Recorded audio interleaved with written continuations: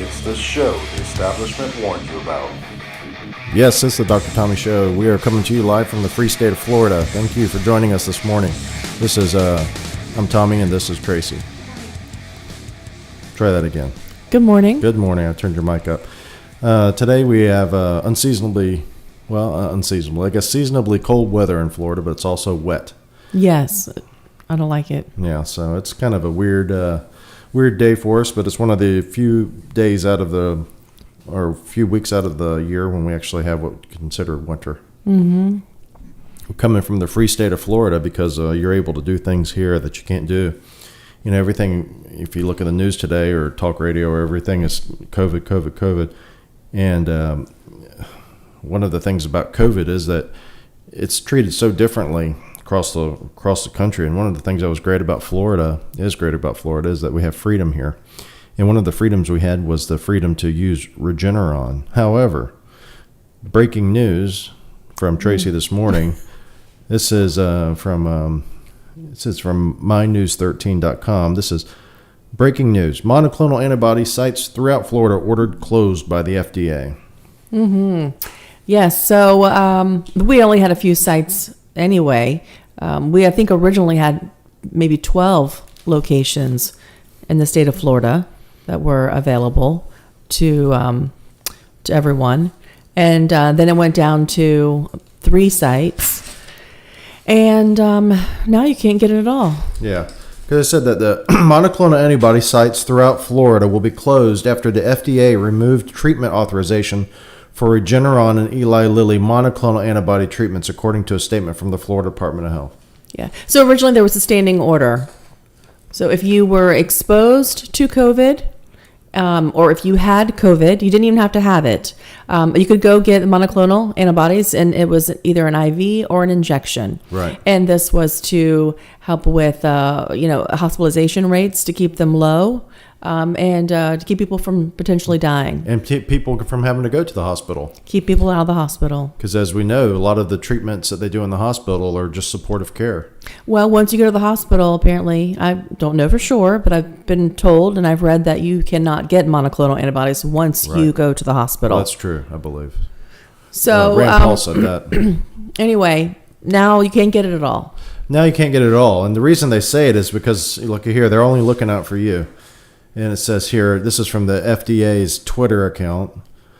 Today, the FDA revised the authorizations for 2 monoclonal antibody treatments to limit their use to only when a patient is likely to have been infected with or exposed to a variant that is susceptible to these treatments, meaning non-Omicron. So how in the hell is your average person out there supposed to know if they have Omicron or been exposed to Delta or the original one or someone that hasn't been named yet?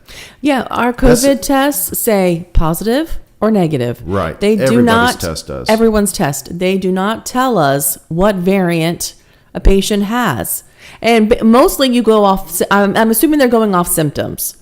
Okay. But we know that the symptoms are so varied. Well, under this criteria, you won't be able to get treatment, basically, because they'll say, "Oh, you want Regeneron? Great. Show me your viral polymerase chain reaction DNA or RNA that shows that you have Delta.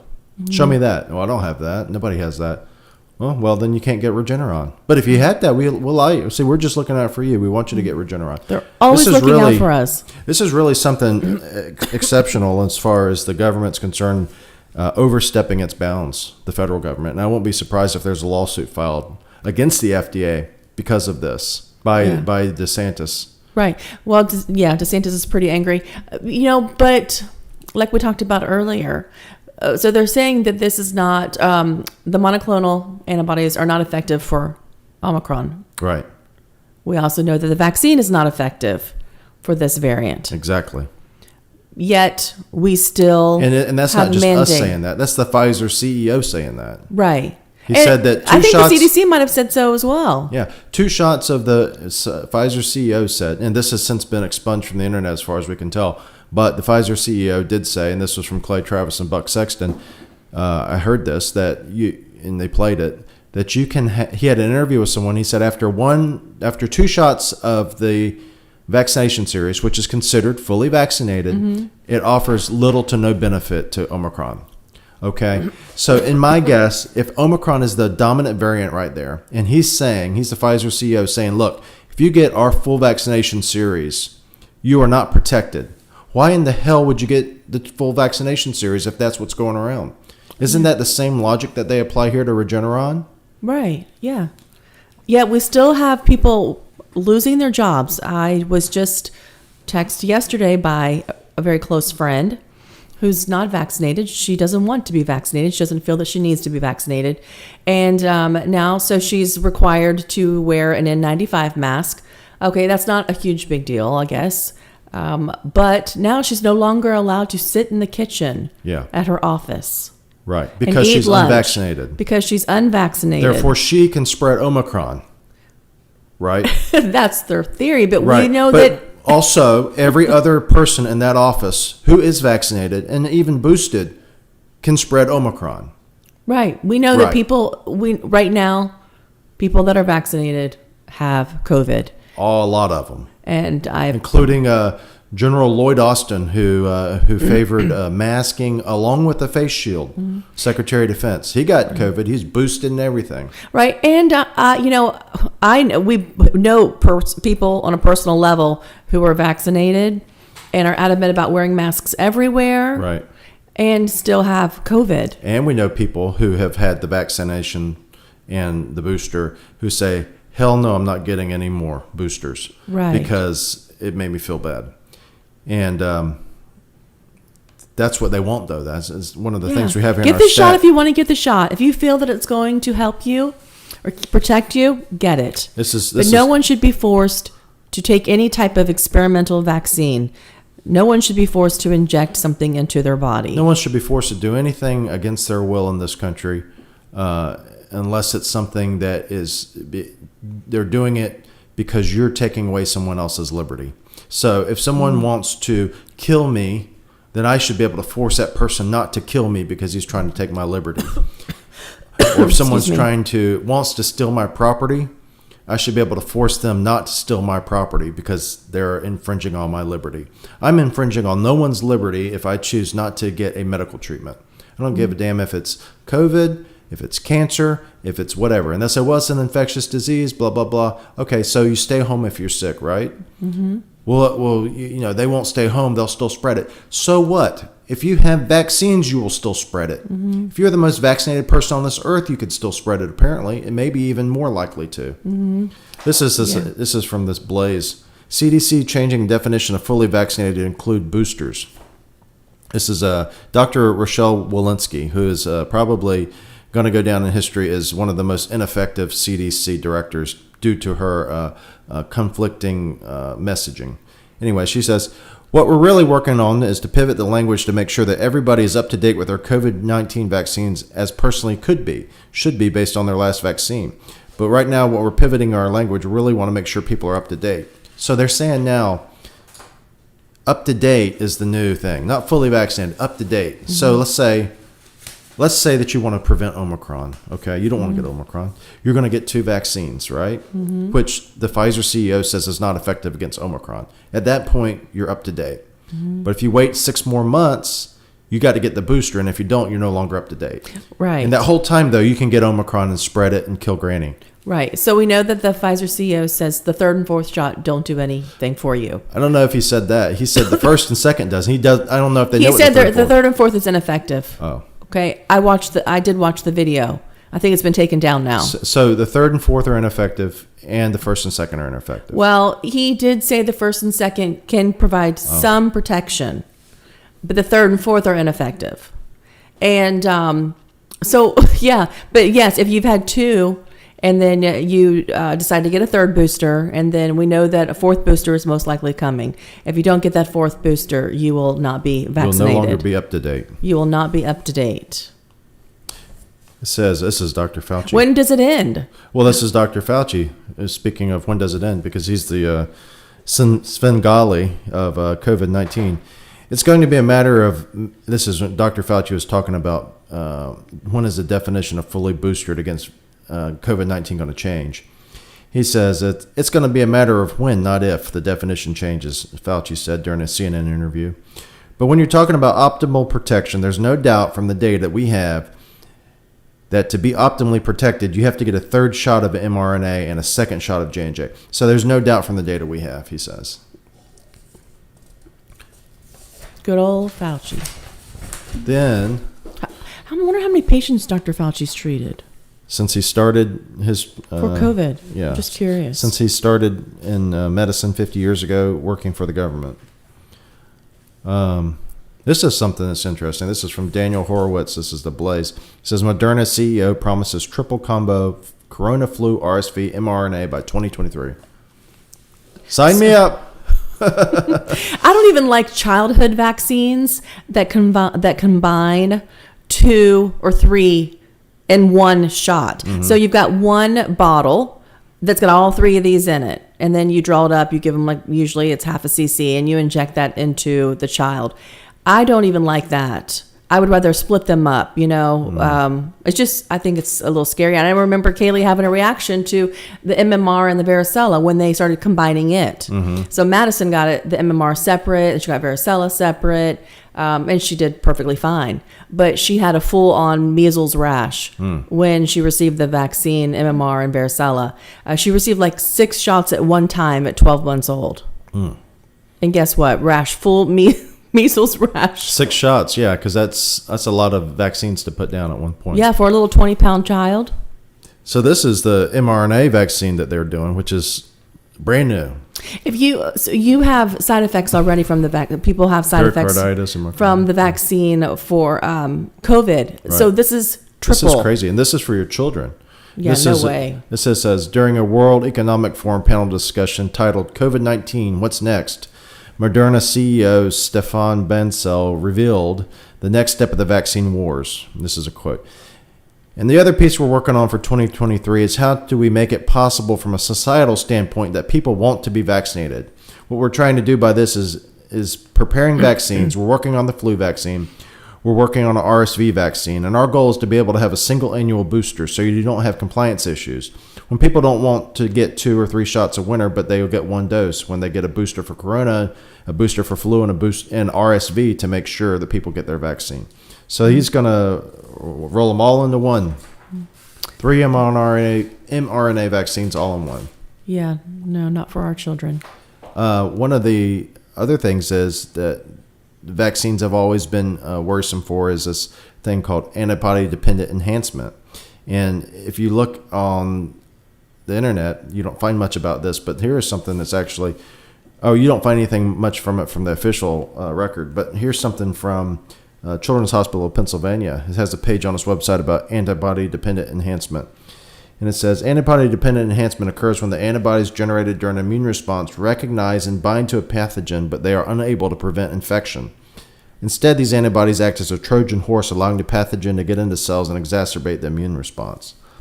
Chubb explains this is what's happened with the failed RSV vaccine in 1967. In clinical trials, children who were given the vaccine were more likely to develop or die from pneumonia after infection with RSV. As a result of this finding, the clinical trial stopped and the vaccine was never submitted for approval or released to the public. But there is an RSV vaccine now. There is now. But the original one they had a problem with this. This is how we get this term, antibody-dependent enhancement. Okay. But RSV is, the vaccine is, I mean, it used to be, I don't know what it is now. I don't believe I don't believe our daughters have ever got that. But I think it's mostly for children that were born premature, right? Or they like twins, for instance, they're born underweight, born with, their lungs weren't fully developed. You know more about that than me. Well, I used to give it when I worked in pediatrics, but it was to those children that had, compromised lungs. So this vaccine that they're making is a triple whammy, and I don't know that many people are going to be up for that as an experimental drug. And that's what they're going to do it as, another EUA. They're always going to use this. There'll be lots of people that will do it. Well, there will be lots of people. Like the guy this morning. I was listening to Hugh Hewitt on the way in this morning, and he was taking calls from people who had all the vaccines, and they wanted to know when they're going to get the 4th booster. That was the question. Are you going to get the 4th booster? And if the question is yes, why? So the fourth shot, meaning the second booster of the 4-shot series now, with the second booster, which is some countries are doing, or some have stopped doing them, like in Israel. So they're doing it. He asked this guy was calling in, and he goes, yes, I'm calling in. He says, well, do you want to get the fourth shot, the second booster? He's like, I've already had it. And he says, Hewitt says, well, how did you do that? And he goes, well, because I'm a physician. And so he had access to it, apparently, because he's a frontline worker.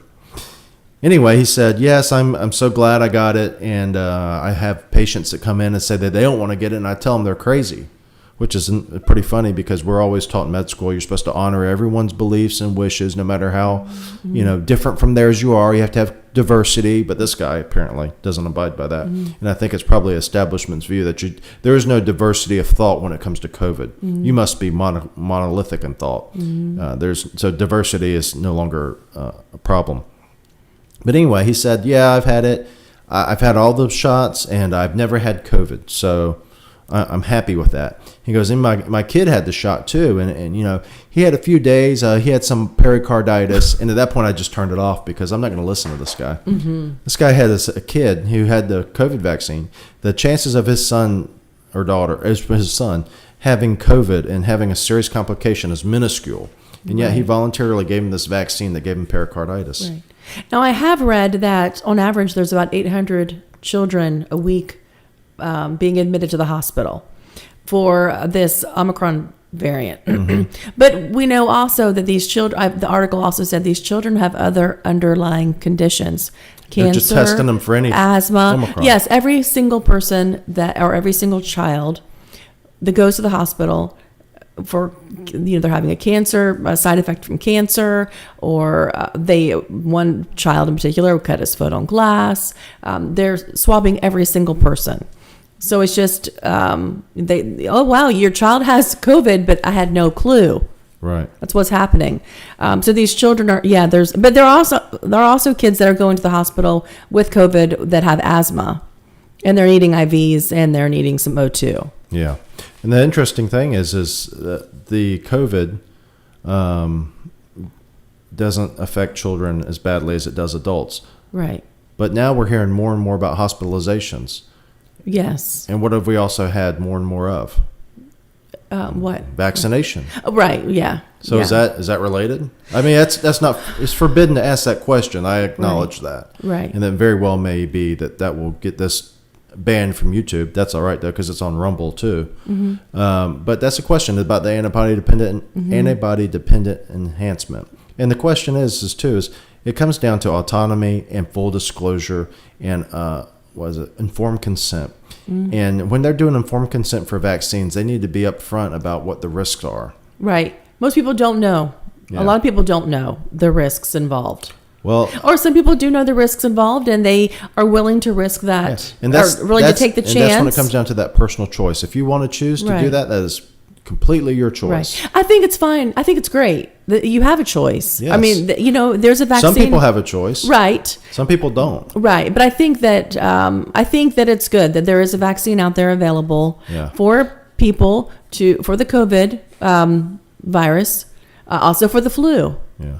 But I don't feel like anyone should be forced to get it. You can't go into a restaurant unless you're vaccinated. It's absurd. People have the choice, except some people don't, like the healthcare people who are covered by the Supreme Court ruling. Right. Healthcare people they're not smart enough. From the 3 liberal justices and the 2 swingers, Kavanaugh and Roberts.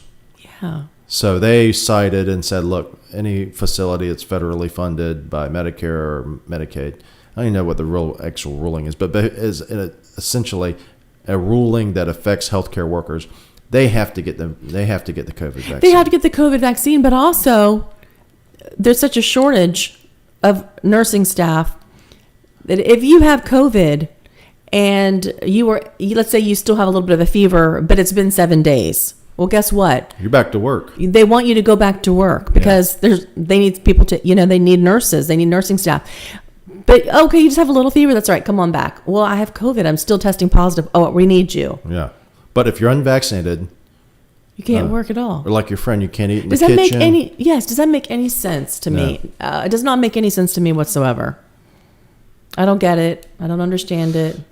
there's a desire out there for people who are the smartest, and this is not just with COVID. This is everything. This is Obamacare. This is school choice. This is whatever you name it. There are people out there who know better than you. So there are people out there who are your betters. They're smarter than you. They want a better school than you. They may be they watch better cable news channels than you, and read better internet blogs than you, and so they know better. They know better. And oftentimes these people gravitate towards government because government's where you can take that mental pathology and use it to your advantage. So they can be placed in charge of, for instance, of large bureaucracies, whereas in a private sector, you would never be in charge of anything of that large in nature because you're incompetent or you're not good enough. But these people who are just so strongly believe in themselves get placed in these positions of power, and they start formulating all these rules that everyone must follow. And some of them get on the Supreme Court. Yeah. Who looks to, I need some advice. Let me log into the government's website. Some people do that, amazingly enough. This is interesting. This is actually pathetic. This is from Breitbart. It says, Gonzaga suspends legendary alum John Stockton's season tickets over mask refusal. So John Stockton is a Hall of Famer point guard from the Utah Jazz. And that's actually the last time I ever watched NBA, was when the Utah Jazz was in the finals against the Bulls back in the end of the millennium last time. But it says, former NBA star John Stockton, Gonzaga University's most famous alumni, has his season tickets revoked by the school because he won't wear a mask at home games. Yeah, he's so nice about it, though, isn't he? He doesn't even seem angry. He's a nice guy overall. I mean, I remember watching him. He used to get fouled so hard, and he was. That's why I liked him. He's just kind of like a hard worker, a lunch pail, bring your lunch pail to work type guy. But at the end of the article, it says, the famed NBA player is known as a vaccine skeptic. Even in the Spokesman Review interview, he claimed that more than 100 pro athletes had died immediately after being vaccinated. He also said that tens of thousands have died from taking the COVID vaccine. It's all conspiracy. The CDC claims so maybe the CDC hasn't really done it, but the CDC claims it has received reports of 11,468 deaths of Americans in the weeks following vaccination. However, the agency has not determined if any of those deaths are related to various coronavirus vaccines themselves or from other causes. I thought the VAERS was more like 20,000. That's worldwide. Okay. So they're talking about United States. Okay. Now, here's a question I have about this, and I've had it since the beginning, and no one's been able to answer it, or I haven't been able to find the answer, is, okay, so that's how many people from VAERS data died after the COVID vaccine. We can't say it's from the COVID vaccine. Possibly it is, possibly it isn't. Maybe it's just a coincidence. Whatever the case is, that many people died after the COVID vaccine, okay? What is the comparable data for every other vaccine? Right. What is the death data for people, this same data, not saying, look, Tdap did not cause this. We can't say that for sure, but we know after they got the Tdap vaccine that they died. Right. What is the numbers for Tdap? What's the numbers for the flu vaccine? What's the numbers for the MMR? What's the numbers for the varicella vaccine? What's the numbers for It's easy to find. You can go onto the VAERS site and you'll see, since 1999, I believe, is when the site went available, and you'll see it's a creepy crawly all the way little across. thing. So it's like this 66, and then or we something. get to COVID. We're like, You should look that up out there if you're interested in finding something and seeing something that requires people in charge to be more forthcoming about information. Look at that chart, the VAERS death data report. It is shocking. It looks like the graph of the United States debt. It just exponentially goes up in the last in the last part of that graph. right. If you would get the MMR and the doctor would say, look, there's a chance that your child might die from this vaccine. Yeah, they'd be like, well, or develop a heart condition. Well, what happens if my child gets measles? Well, they could have a fever. They could potentially die from that as well, but most likely they're not going to. So you have to weigh out the options. Yeah. I choose, we choose not to vaccinate our children because we know that full disclosure. COVID's not going to, there's a huge chance COVID would not hurt them, so. See, that's part of informed consent too. Is not necessarily what can this drug do for you, but what would happen if you don't get it. Like I tell people when I sew them up, I say, you don't have to have a laceration repair. You don't have to have sutures. You can leave it open, and it will heal on its own. These are your risks. It may be a worse scar. You may have an infection. It may take longer to heal, but that's your risk. So that's if you don't do what I'm going to recommend, and if you do what I recommend, this is the additional risk. If you get sutures, it's going to be some pain with the procedure, within the anesthetic, and then there's a potential still for scarring and also infection. So that's informed consent. I'd like to see what the informed consent is at your average place giving out COVID vaccines to children. Like the schools, for instance, up north where they're giving them out in schools. Right. I'd like to see what the informed consent is. I've seen actually headlines where they said there is none. Yeah, I don't. Of course, we don't know. No. I mean, that will never happen in schools in Florida. Well, no, I don't think so. I don't think Governor DeSantis will allow that. I don't think there's any schools doing that in Florida, is there? I don't know. No idea. I wouldn't think so, but I don't know. Well, no, actually, they did have some of the schools in Hillsborough County were set up to vaccinate on the weekends. Well, I don't know. Either We'll way, never know. If they are doing it, they need to be given informed consent. The parents need to be given informed consent about what's going on. And the Right. parents need Potential to really side think effects. about it. But again, that's important to have a choice. That's the most Right. important thing. That's the main thing. You should not mandate that you can't have the vaccine. You should not mandate that you must have the vaccine. I You still must have think a it's choice. interesting that we have the flu vaccine and we know, we have the flu. We have the flu vaccine. It's never been mandated, ever. And we know that there could be upwards towards 50, 60,000 people die a year of the flu vaccine, of the flu. But it's never been mandated, ever. And COVID, I don't think COVID's going away. I think it's here for the long haul. Yeah. So later, let's say, we know flu has been around for years and years. So 25 years from now, are we going to be more like 30,000 people died a year of COVID, 40,000 people, just like the flu? I don't think there'll be that many. You think it'll be a lot less? Well, it's hard to say. If it was a natural virus, I don't think there'd be that many. We If it know- was made in the Wuhan lab, then who the hell knows what's in it? Right. But Well, we still have the flu. You still can get the flu vaccine, and we still have, a large amount of people dying from the flu, vaccinated or not vaccinated. My gut instinct says that if it were a coronavirus that came from a bat that someone ate at a wet market in China and then naturally spread throughout the world, I would say that coronavirus would eventually become like the other coronaviruses that make people sick and be not very pathogenic and not causing many deaths. Similar to what Omicron is now, but even to a greater extent. But we know that's not the case. I doubt it. I seriously doubt it. Well, they tested 80,000 animals, and guess Again, what? If this now has been cut black on YouTube, you can head over to Rumble. 80,000 animals were tested, and you can find that. Yeah, You can look that up. 80,000 animals were tested. Guess what? They didn't find it. Dr. Rand Paul has a good exchange with Fauci about that, if you just Google that. But yeah, you're right. So it's probably made let's see. Even John Stewart. If you're a liberal person, John Stewart is like Walter Cronkite. I'm not saying that derogatory. I'm just saying he's believed.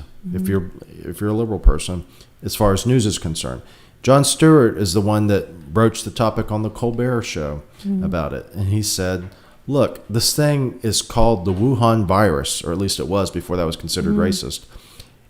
And what is in Wuhan? But the Wuhan virus lab. Come on, you.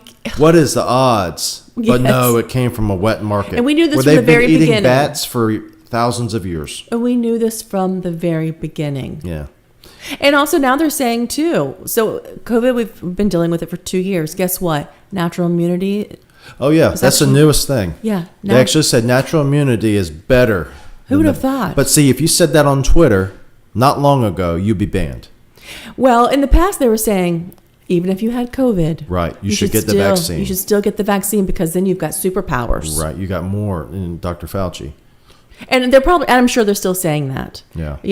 I'm sure some scientists are still saying, yeah, even if you had COVID, the thing is they don't know how long your immunity is going to last. Now, we do know, and also, okay, can you get every single variant? Okay, there's 5 variants, right? Of COVID? Yeah. Of coronavirus? Of coronavirus. Oh, I don't know. I mean, there's probably hundreds. But the ones that infect people. The ones that infect people. The common cold, yes. Right, the one that we've been dealing with. Right. Can a person potentially get each variant? We know for a fact that... Yeah, you can get every variant of a cold. You can at least get... Olivia's on her second cold. Right, and that's right. It could have been a rhinovirus or something else, but it could have been a coronavirus. Either way, she has... Yeah. Right. She's got stuffiness and a runny nose, and she has a little bit of a cough. Yeah. So she has a cold. Right. Whether or not it's coronavirus or rhinovirus, it's a cold. So clinically, it's a cold. So switching gears, we finished up Yellowstone. Yeah. Season 4? Yeah. Was that? Oh, it was 4? Season 4. Okay. And not to give anything away, but you should watch the whole series and watch it before you watch 1883, because if you try to binge 1883, you're not going to get very far. Yeah, because there's only 5 episodes, which is really now. sad because we're going to be watching 5 maybe tonight. But then you can switch over and start watching Ozark. Yeah, I'm so ready for Ozark. So Ozark's starting. It started on 21st. Yeah, I almost feel like before we dive into the new season of Ozark, should watch a few episodes. Of the season. What is it? What season is Ozark now? Is this 4? This is the 4th season. Okay. I think we should at least watch the finale of season 3. Of 3? I think so too. Because that's when that attorney got her head blown off. Right. Because it's been 2 years since Ozark. Yeah. But I was reading about it yesterday. Well, mostly about Jason Bateman, but I'm so excited to watch Ozark. Yeah. And 1883, guys, if you haven't seen that, is a great show. I think it's really good. I like it. It's kind of got a Deadwood flavor to it. It's got a kind of a general kind of Western flavor to it. Yeah. It's really good. To me, it seems... Tim McGraw is actually a very good actor, I think. He is. He has acted in other movies. I don't believe Faith Hill has acted in other things. She's good, too. Yeah, I think she's pretty good. But, yeah, it reminds me of an old traditional Western. So if you don't like Westerns, maybe you'll think, I don't like Westerns, but give it a try, Yeah. I think, too, it's a revisionist Western, too.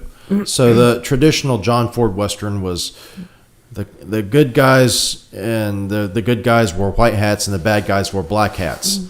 Then you get to the revisionist Westerns, which started in the 60s and 70s. Clint Eastwood mostly is what it comes to mind with me. And it's a little bit more nuanced, like the good, the bad, and the ugly. The good isn't really all that good. He could be bad too. Right. So that's what's revisionist about it, and that's a little bit of 1883 is a bit revisionist because these people that are going out, the pioneers, they're not just salt of the earth people. Some of them are real bastards. Right. But it's pretty brutal. It's pretty sad too. Yeah. It's really. I mean, I love it. But everyone we talk to, they're like, yeah, we've watched it already. Yeah. I mean, everyone's watching Yellowstone. Yeah. Or has already seen it. Yellowstone and 1883. Watch them. And then Ozark's coming out. And then skip Dexter. Well, I think you should still watch it. I don't. If you're a fan of Dexter, you should watch it. Yeah. Why not? It's, how many episodes? 10? Yeah. They're 40 minutes long. I think it'll leave a bad taste in your your mouth. Not much time out of your life. That last episode is the lowest ratest episode on IMDb. Hey. All right, we got to get going. So if you want to listen to the Dr. Tommy Show, go to drtommy.com/podcast. And we've got a couple special offers there. One of them is for athletic greens, which is a new thing that we started taking. And we're on day 3 now, and I actually feel pretty good. I do too, but I'm still drinking coffee because, I'm a junkie. A coffee junkie, but I feel energetic.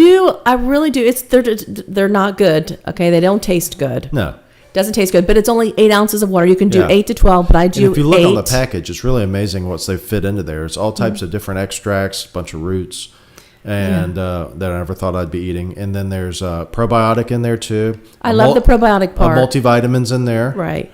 And antioxidants. It's really, I think it's a good thing. So if you go to drtommy.com/podcast and click on the simple green or athletic greens link there, it'll take you to a place where you can get some 5 free athletic green packages, I believe. Oh, really? Yeah. Okay. That's cool. There's a couple other things there too. Pure Talk. This is a good thing to use. Pure Talk is saving us like $30 a month. Yes, and the service has been the same. Yeah. So we were with AT&T for years. Yep. Paid them a fortune. Like I don't know, $100 a month. Yep. Now Every we're paying, month for many years. $47, and we have the same service. We have the same. I think we might have a little bit less data, but we're on Wi-Fi. Yeah. All the time. Yeah. As much as we can. And we never used all of our data with AT&T anyway. No, we didn't. And plus, if you go over on your data, you still can use it. It's just slow. Right. With Pure Talk, you don't get charged for it. So we haven't traveled out of the state of Florida yet with it, but so far it's I'm glad that we switched. Click on the Pure Talk link and see what the special is, and it's going to save you some money. Until next time, I hope you all have a good week and stay safe. Stay warm. Stay warm, and then inform yourself about COVID vaccines. Don't listen to just us. Inform yourself from everybody. But that's the best thing, is to be an informed patient, informed consumer. So until next time, bye-bye.